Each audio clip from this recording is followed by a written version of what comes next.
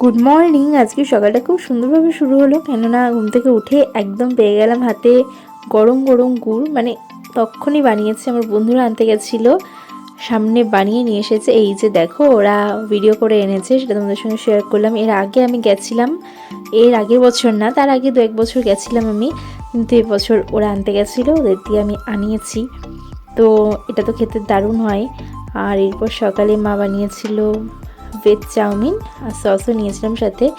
এরপর আজিও থেকে আসলো আমার একটা পার্সেল, সেদিনকে ট্রেন্ডসে এটা ট্রায়াল দিয়েছিলাম, ভালো লেগেছিলো তাই অর্ডার করেছিলাম। দুপুরে খেলাম ভাত, আলু, শিম, বড়ি, বেগুন দিয়ে একটা তরকারি, ডালের বড়া ভাজা, কলাইয়ের ডাল আর আলু পোস্ত। আর এরপরে গেছিলাম একটু, মানে কাজও বলতে পারো, ঘুরতেও বলতে পারো, মানে আমার কাজ ছিল না, তো আমি গেলাম। আর এরপরে সেখানে গিয়ে পাশে একটা ছোটো ক্যাফে ছিল, সেখানে চা খেলাম আর চিকেন পপকর্নও খেয়েছিলাম। আর জায়গাটা বেশ ভালোই লাগছিল, কিন্তু বাইরে থেকে আমার ক্লিপটা নেওয়া হয়নি। মানে বাইরেটা দেখতে কেমন, এটা ওই মাদ্রাসাটির পরপর, কৃষ্ণনগর মাদ্রাসাটির পরপর যেতে। তো যাই হোক, এরপর রাতে খেয়েছিলাম রুটি আর আলু পোস্ত আর সাথে মিষ্টি।